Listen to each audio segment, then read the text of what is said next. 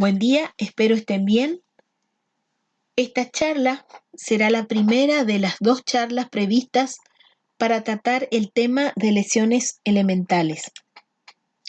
Soy la doctora Susana Brien del área de anatomía patológica y antes de entrar de lleno en el tema, quisiera hacer algunas consideraciones que deberíamos tener en cuenta a la hora de evaluar y registrar las lesiones elementales. Cuando hablamos de historia clínica, habíamos recalcado la importancia de la historia clínica como documento en el cual quedan registrados de manera ordenada y sistemática toda la signo-sintomatología de un paciente portador de enfermedad. En ellas quedan registrados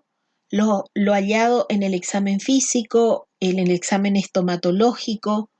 en los exámenes complementarios, los posibles diagnósticos presuntivos, los diagnósticos de certeza o confirmatorios, el plan de tratamiento instituido y la evolución y respuesta al mismo por parte del paciente. Un segmento o sección importante de esta historia clínica lo constituye para ustedes, futuros odontólogos, el examen semiológico de la cavidad oral. Si bien este va a ser un tema que va a ser tratado en una clase en particular, solo me quiero referir a ella en algunos de los aspectos que resultan relevantes a la hora de evaluar a las lesiones elementales. Lo encontrado en el examen estomatológico es lo que se asentará o registrará en la sección de la historia clínica denominada estado actual de la enfermedad.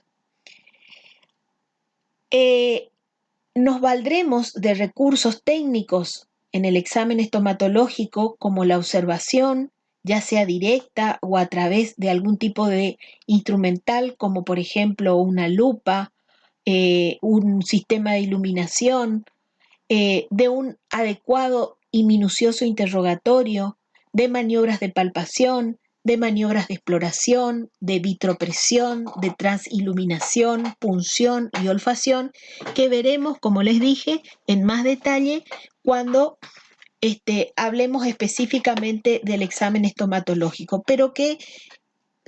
quisiera ya lo tuvieran en cuenta a la hora de evaluar lo que vamos a ver ahora de las lesiones elementales.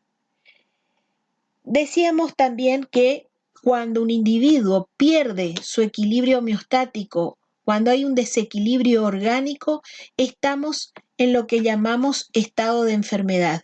Y ese estado de enfermedad se va a manifestar clínicamente a través de signos, a través de síntomas, a través de síndromes, entendiendo por signos a aquellas manifestaciones objetivas de enfermedad, es decir, a toda alteración orgánica o funcional que es percibida por el profesional de la salud que examina al paciente, como por ejemplo palidez, rubicundez, cianosis, un soplo cardíaco, taquicardia, etcétera, que lo valoraremos a través de nuestros sentidos o con la ayuda de algún instrumento, pónganle termómetros, electrocardiógrafos, un manómetro, etc. Tenemos los síntomas, que son todas aquellas manifestaciones subjetivas de enfermedad manifestadas por el propio enfermo en sus propias palabras y que deben ser registradas, decíamos, de igual forma, con las propias palabras con las que la expresa el paciente, y que justamente deben ser indagados minuciosamente y de manera detallada a través de un adecuado interrogatorio. Esto constituye justamente un ejercicio en la formación de un profesional de la salud que irán adquiriendo con el tiempo y a medida que vayan tomando conocimiento de diferentes situaciones patológicas. Por último, tendremos los síndromes, que son el conjunto de signos y síntomas que evolucionan más o menos simultáneamente, que dependen de un mismo mecanismo fisiopatológico, pero que pueden obedecer a diferentes etiologías o causas. Por ejemplo, un síndrome febril, un síndrome anémico, un síndrome de disfunción temporomaxilar, etc. Muy bien, entonces,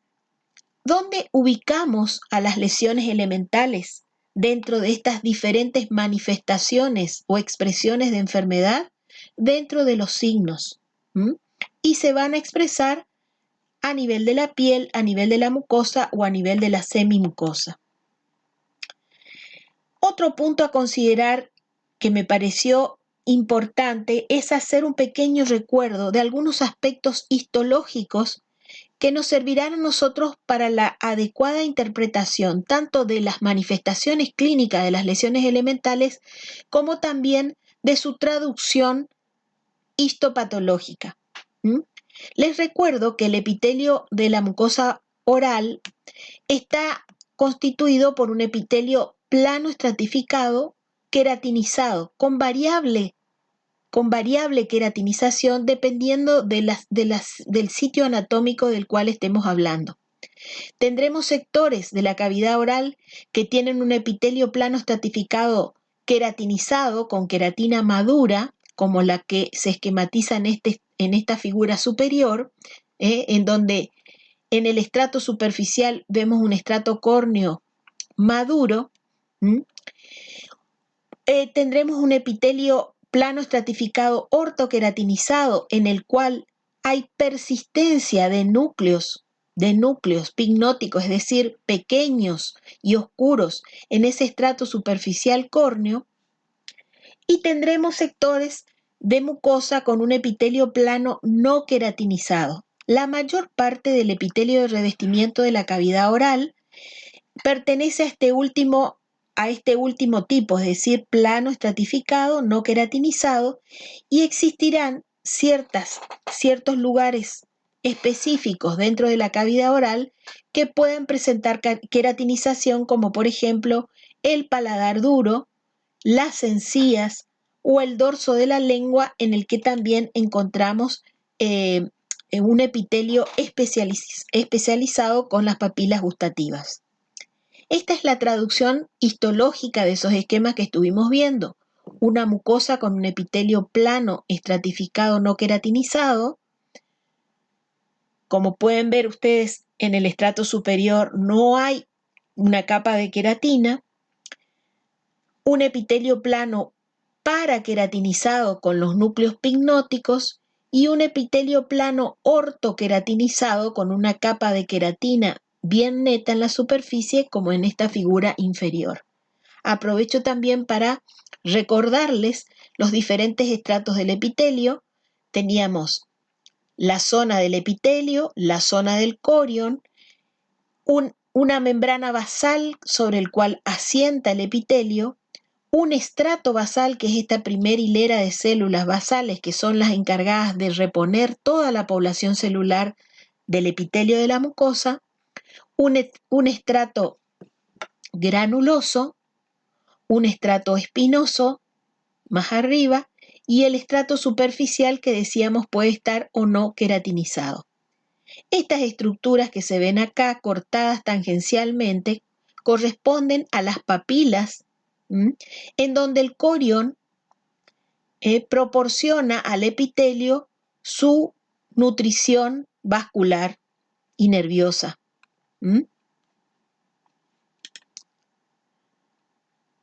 Esto es nada más que para recordarle entonces los diferentes estratos que ya hemos visto: capa basal, capa granulosa, capa espinosa y estrato córneo.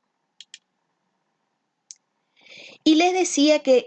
hay distintos sectores anatómicos en los que debemos tener en cuenta, puede variar el tipo entonces de revestimiento. Decíamos que hay una mucosa masticatoria, donde el epitelio va a ser plano, estratificado, queratinizado, sobre todo la que tapiza las encías, el dorso de la lengua o el paladar duro. Una mucosa de revestimiento, que es el epitelio plano queratinizado y no queratinizado, y una mucosa especializada donde están las papilas linguales y los corpúsculos gustativos. ¿Por qué es importante tener presente esto? Porque es importante a la hora de interpretar los hallazgos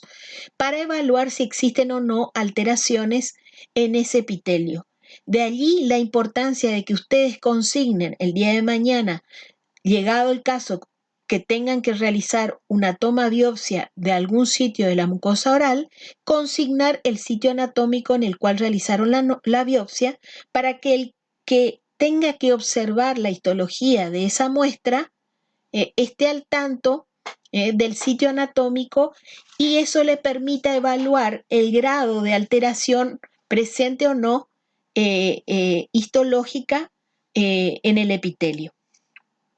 Entonces, ¿qué son las lesiones elementales en la mucosa bucal? Son el conjunto de alteraciones características,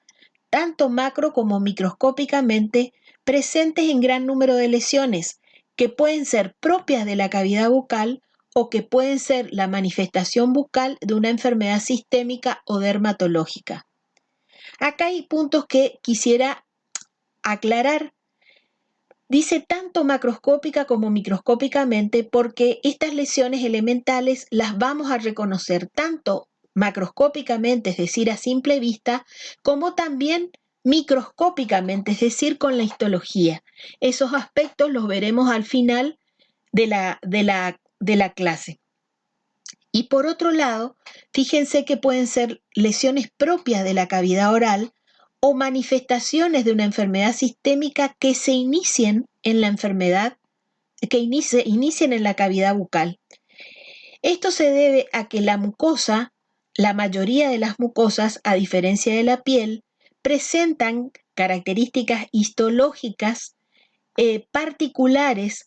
sobre todo uniones intercelulares en mucho menor número que las de la piel, es decir, son epitelios más frágiles, con ciertas particularidades en todos los mecanismos de unión que hace que cualquier tipo de alteración se haga visible o estén presentes inicialmente a nivel de las mucosas y se anticipen a las manifestaciones cutáneas. Y es por eso que ustedes como odontólogos resultan ser un eslabón fundamental en la detección de ciertas enfermedades, ya que muchas de ellas se inician o tienen sus primeras manifestaciones a nivel de la cavidad bucal y son ustedes los que pueden llegar a detectarlas. Las lesiones elementales constituyen entonces signos o señales que pueden aparecer en la piel y en las mucosas y las podemos dividir en primarias y secundarias. Las primarias, las que aparecen sobre piel o mucosa sana, y las secundarias que derivan de la evolución de las anteriores, es decir, de la evolución de las lesiones primarias. Siempre debemos tener en cuenta al interpretar las lesiones no solamente las características clínicas, que ahora vamos a ver todos los aspectos que debemos considerar, sino también aspectos referidos a datos de laboratorio y aspectos referidos a hallazgos histológicos o citológicos. De la conjunción, de la interpretación conjunta de estos tres pilares, va a poder surgir un adecuado reconocimiento de las lesiones elementales. Con respecto a los aspectos clínicos a considerar, les decía, es fundamental hacer un minucioso interrogatorio que pueda aportar datos muy valiosos para ir acotando las posibilidades de diagnóstico entre diferentes cuadros. Interrogar cuándo comenzó, de qué manera, el tiempo de evolución, qué otra sintomatología lo acompañaba, si pica, si quema, si duele, si hay hormigueo, si hay adormecimiento, si hay alguna sintomatología como fiebre, dolor, etc. La localización, en qué zona del cuerpo se inició o en qué segmento de la cavidad oral comenzó, si primero fue localizado y luego se generalizó o permaneció localizado, si han cambiado en cuanto a su aspecto, qué cambios sufrió, si se pueden asociar a algún factor desencadenante, por ejemplo, a la determinada ingesta de alimentos o a la ingesta de un medicamento o a la exposición del sol o después de la aparición de un cuadro febril o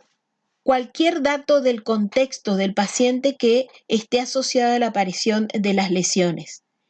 Como les decía, todos los signos y síntomas acompañantes, si ha recibido tratamientos previos, durante cuánto tiempo ha recibido, qué tipo de tratamiento recibió, si hubo respuesta a ese tratamiento, si el paciente se automedicó, con qué se automedicó, si hubo respuesta a ese tratamiento y en qué momento aparecieron o si esas lesiones sufrieron algún tipo de cambio durante el mismo. Dentro de los datos del laboratorio también contamos con muchos otros estudios complementarios que pueden aportar información importante. Estudios hematológicos y bioquímicos, funcionales hepáticos y renales, estudios microbiológicos, títulos de anticuerpos en sangre, técnicas de inmunofluorescencia directa e indirecta que en el caso de muchas lesiones elementales resultan confirmatorias de diagnóstico, y como también les decía, estudios histológicos. Ahora vamos a ir describiendo cada una de ellas para poder ir reconociéndolas. Entonces, las lesiones elementales primarias macroscópicas, y les decía macroscópicas porque las vamos a ir describiendo como la vemos, a través de la inspección, pueden ser sólidas o pueden ser con contenido líquido. A su vez, pueden ser planas o pueden ser palpables. Las lesiones planas, dependiendo de su tamaño, pueden ser máculas, aquellas de menos de 1 centímetro, o manchas cuando superan el centímetro de diámetro. Si hay vasos visibles llamativamente, a esto es lo que se llama telangiectasias. Las lesiones que son palpables, es decir, palpable hace referencia exclusivamente a las lesiones que tienen relieve, que cuando uno pasa la mano en la superficie se percibe un relieve. Tenemos lesiones de menos de 1 centímetro, a esa denominamos pápulas, y lesiones palpables de más de 1 centímetro, a esas las denominamos placas. Existen situaciones de pápulas o placas con ciertas particularidades, como por ejemplo aquellas que aparecen rápidamente en poco tiempo y también se desvanecen en poco tiempo, que generalmente van acompañadas de un halo eritematoso, de sensación de ardor o de adormecimiento, que es lo que se denomina ABON y que generalmente suele estar relacionado a cuadros o a lesiones que aparecen en relación a alergenos, a la ingesta de alimentos al que uno es alérgico o a medicamentos al que uno es alérgico, y eso es lo que se denomina ABON. Si la lesión se identifica por palpación pero no se ve, se lo palpa, a eso se llama nódulo y se deberá consignar también las características de ese nódulo, es decir, el tamaño, la consistencia con las diferentes técnicas palpatorias, la localización anatómica, si el nódulo es móvil, si está fijo a los planos profundos, si tiene una consistencia firme o si tiene una consistencia blanda o renitente que nos impresione como que tiene algún contenido líquido. Todos esos son detalles que van aportando datos a la naturaleza de la lesión. Después también tenemos lesiones elevadas, el término tumor, que es toda masa excreciente, es decir, que sobresale, toda masa ocupante. Aquí el término tumor no estamos haciendo referencia a tumor como el tumor que conocemos de naturaleza neoplásica, sino únicamente como una masa ocupante. Tubérculo, que también es una masa excreciente impactada en la piel, generalmente más pequeña que un tumor, y goma, que se refiere a una placa que está ulcerada, es decir, que hay una solución, una discontinuidad del revestimiento epitelial y que suele ser característico de una enfermedad venérea como la sífilis. Aquellas lesiones de contenido líquido las podemos dividir. Aquellas que tienen contenido seroso o hemático, y ahí tenemos las vesículas que miden menos de 0,5 centímetros, las ampollas, que son lesiones de más de 1 centímetro, las flictenas, que surgen de la confluencia de varias ampollas, y el mejor ejemplo de esto son las quemaduras, que son ampollas grandes, que confluyen, que tienen aspecto flácido, y cuando el contenido de las vesículas, ampollas o flictenas es, en vez de serohemático, purulento, estamos frente a lo que se denomina pústula. Cuando tenemos otra colección de un contenido líquido o semilíquido circunscripto y que histológicamente se haya revestido su cavidad interna por un revestimiento epitelial, a eso denominamos quiste.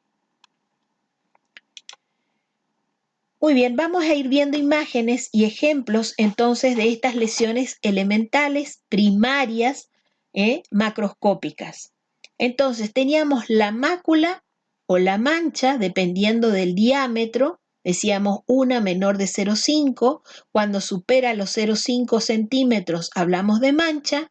que son entonces nada más que áreas circunscriptas planas, es decir, que no hay ninguna alteración en la superficie, ya sea cutánea o mucosa, salvo el cambio de coloración, que tiene entonces una coloración diferente a la piel o mucosa vecina. Esta coloración, como pueden ver ustedes en la figura, puede ser diferentes tonalidades de coloración parduzca, por ejemplo, o pueden ser diferentes tonalidades rojizas, de aspecto eritematoso, y eso se debe justamente a la causa que las provoca. Acá tenemos ejemplos que son muy frecuentes de ver en la cavidad oral, que son las manchas o máculas, dependiendo del tamaño, blancas, que, como ustedes pueden ver, pueden presentar diferente disposición, diferente aspecto en cuanto a la intensidad de coloración blanquecina, que la superficie puede presentar esa coloración blanquecina, puede ser homogénea o puede ser más intensa y presentar, por ejemplo, este aspecto de empedrado o con líneas. Pueden presentar una mucosa que la rodea eritematosa. Estas placas o manchas que son muy frecuentes de ver, manchas o máculas muy frecuentes de ver en la cavidad oral, se deben generalmente a un aumento del espesor de la mucosa o a un aumento del espesor de la queratinización. Acá vemos manchas o máculas de tipo eritematoso o rojizo, y otras de aspecto parduzco que se debe a depósitos de pigmento. Entonces, las manchas rojas, en este caso, las podemos dividir en purpúricas y no purpúricas. Cuando hablamos de purpúricas, se refiere a aquellas que son producidas por rotura de los vasos y su posterior extravasación sanguínea, es decir, salida de eritrocitos fuera de la luz vascular,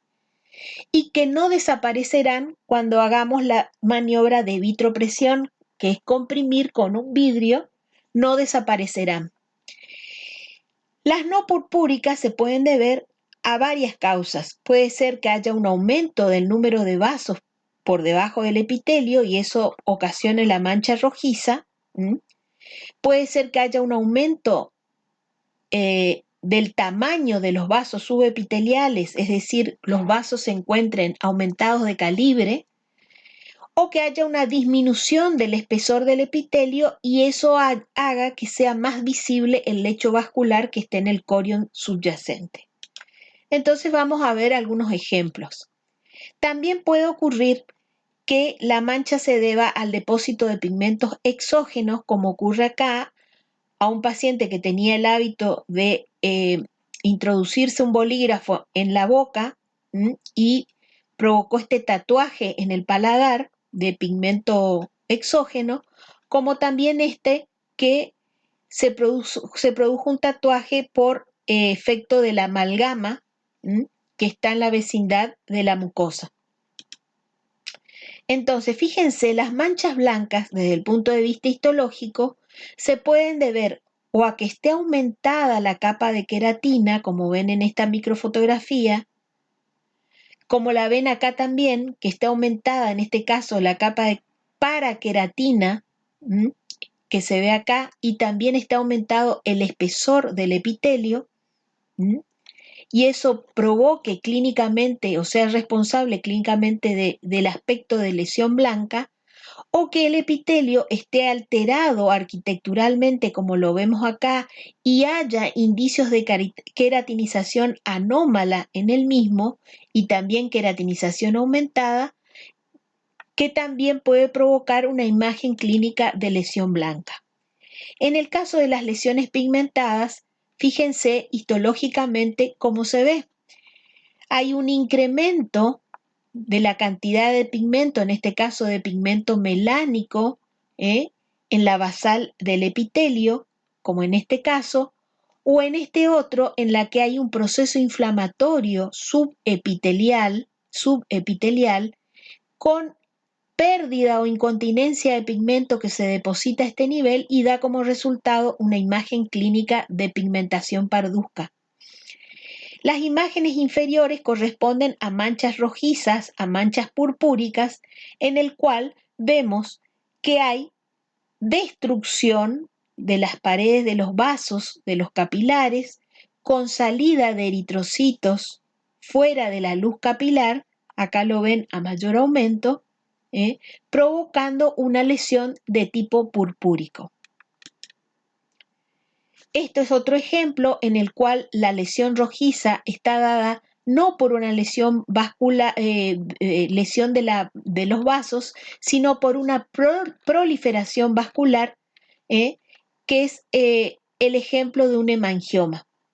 en el cual la lesión se ve rojiza porque hay un gran aumento del número de vasos a nivel del corion,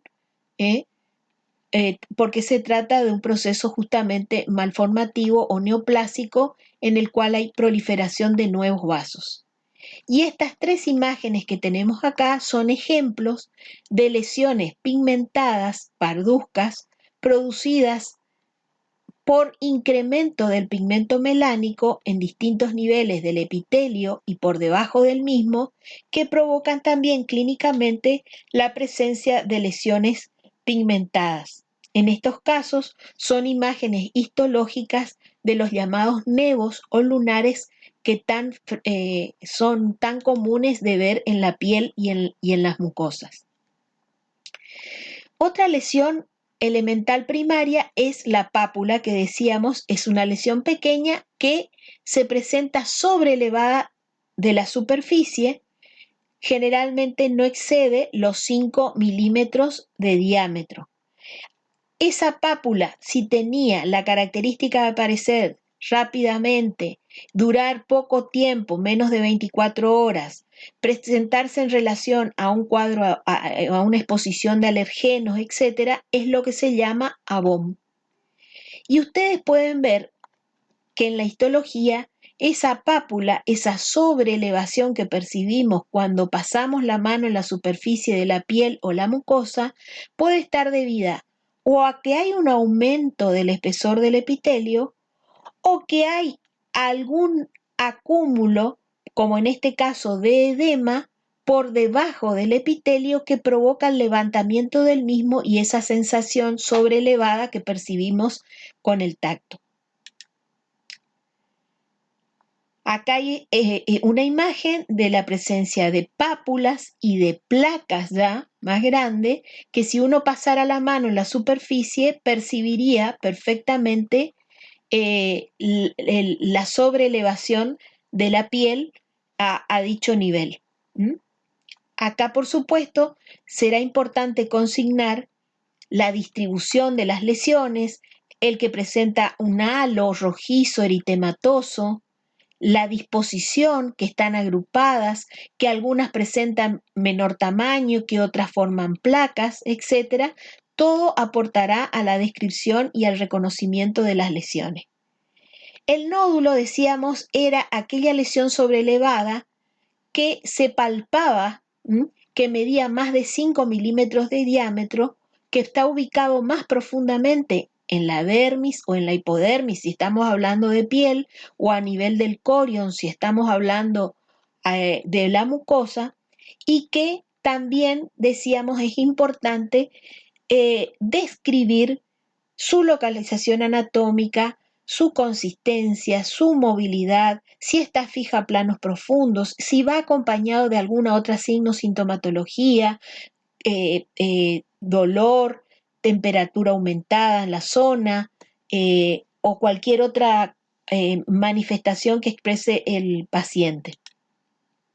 La placa era una lesión elevada, también circunscripta, de mayor diámetro que la pápula, generalmente mayor de 5 milímetros, que puede tener una superficie lisa o verrugosa.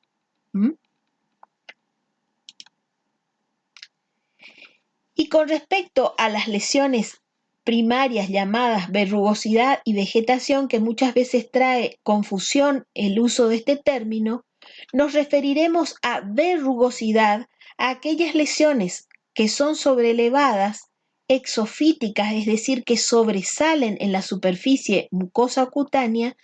y que cuando hablamos de verrugosidad estamos hablando de una superficie seca, queratinizada, es decir, de piel,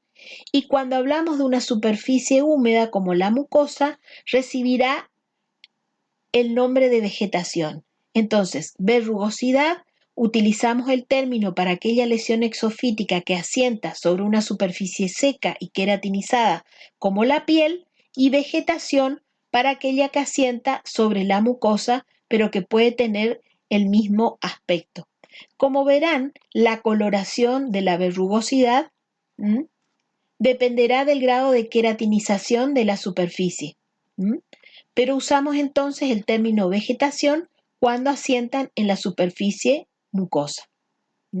El ejemplo más común de verrugosidad es el caso de la verruga vulgar, que como pueden ver tiene el aspecto de verrugosidad cuando asienta en piel y el aspecto de vegetación cuando asienta en una mucosa.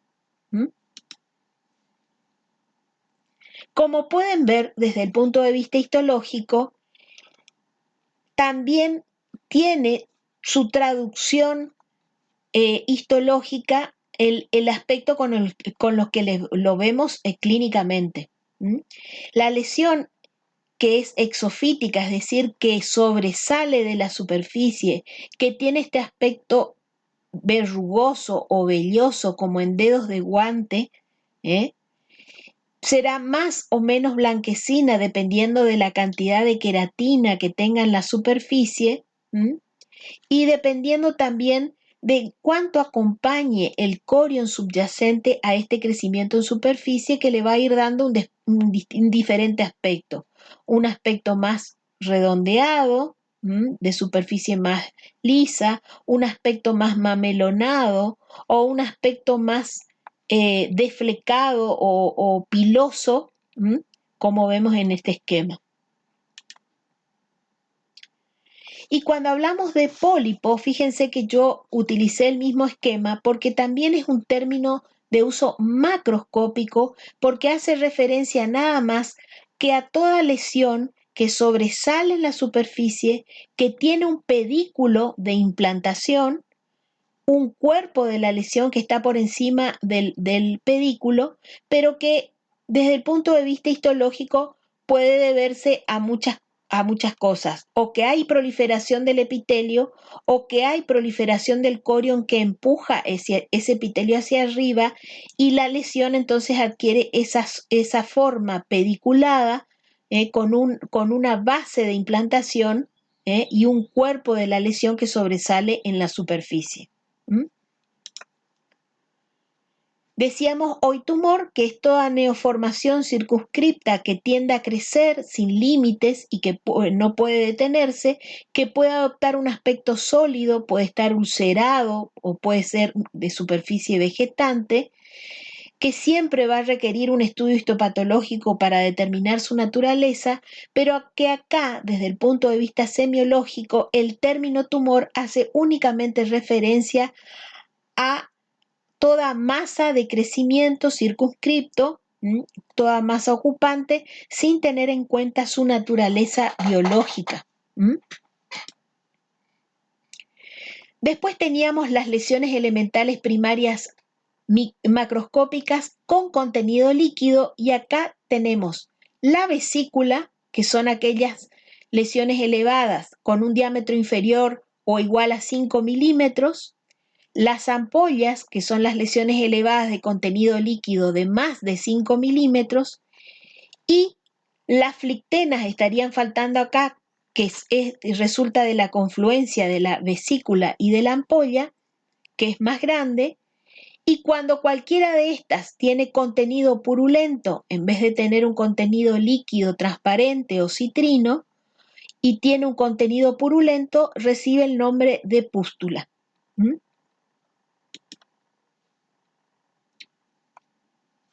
Las vesículas generalmente son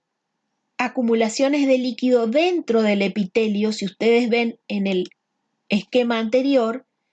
dentro del epitelio, y por lo tanto cuando éstas se rompen no van a dejar cicatriz porque no hay exposición del tejido conectivo subyacente. En cambio, las ampollas, que tienen una cavidad que puede ser intraepitelial o subepitelial, cuando se rompen exponen el tejido conectivo y por lo tanto en su evolución, cuando veamos lesiones secundarias, van a dejar una lesión ulcerativa y por ende una cicatriz. Esto es un aspecto también importante a recordar. Entonces las vesículas son generalmente pequeñas, son de localización intraepitelial, es decir, en el espesor del epitelio, y no dejan cicatriz y suelen tener corta duración. Esto generalmente, el mejor ejemplo de esto son las lesiones herpéticas, que vamos a ver más adelante en detalle. Las ampollas, les decía, son cavidades más grandes, pueden localizarse dentro del epitelio o por debajo del epitelio, y cuando se rompen dejan una lesión secundaria ulcerativa y por lo tanto dejarán en mayor o menor medida cicatriz. Vamos a ver más adelante, cuando hablemos de metodología diagnóstica, la importancia entonces de tener este recuerdo histológico a la hora de elegir el método diagnóstico, ya sea la citología o la biopsia, la importancia del sitio anatómico de la toma de biopsia para que ese material sea representativo y diagnóstico de la lesión. Esto lo vamos a ver más adelante. Esto es lo que le expliqué hoy, que las ampollas pueden tener localización intra o subepitelial, subcórnea, es decir, bien por debajo del estrato superficial, o intraepitelial, y subepitelial, que a su vez puede ser supra o infravasal en relación a la membrana basal. Esto lo vamos a ir viendo en detalle en otro capítulo, es nada más que ilustrativo. Lo mismo que los diferentes mecanismos de formación de la ampolla que cuando hagamos la evaluación histológica justamente resultarán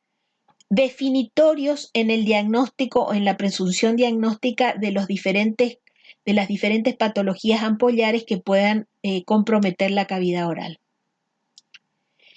Por último, tenemos los quistes, que son las lesiones elevadas circunscriptas de contenido líquido o semilíquido, pero que tienen como requisito para denominarlos así el que deban tener un revestimiento epitelial. Si no tienen un revestimiento epitelial, estamos frente a lo que denominamos pseudoquistes. Y por último, la última lesión primaria macroscópica son los pliegues y surcos, que no son más que lesiones lineales únicas o múltiples que resultan de la acentuación de los pliegues normales de la mucosa, pero en los que no hay una solución de continuidad del epitelio. Esta es una imagen de una lesión quística de la mucosa oral. Esto es una consulta frecuente en el consultorio odontológico, un mucocele producido por obstrucción del conducto de una glándula salival accesoria que provoca la acumulación de secreción salival y la formación de un quiste en el labio. Y aquí tienen las imágenes histológicas de una lesión quística verdadera con su revestimiento epitelial. Ven que es submucoso, este es el revestimiento de la mucosa, esta es la cavidad del quiste con su revestimiento epitelial, y para que lo diferencien de un pseudoquiste, que es cuando no hay revestimiento epitelial porque se produce la sección del conducto salival con escape de saliva hacia el intersticio y acumulación de saliva, pero no hay revestimiento de epitelio para denominarlo como un quiste verdadero. Esto es un resumen entonces de las lesiones elementales primarias, cómo se denominan, qué tamaño tienen y sus características que les puede resultar de utilidad para repasar las principales lesiones. Muy bien, hasta aquí vimos las lesiones elementales primarias. En la otra sección veremos las lesiones secundarias. Muchas gracias.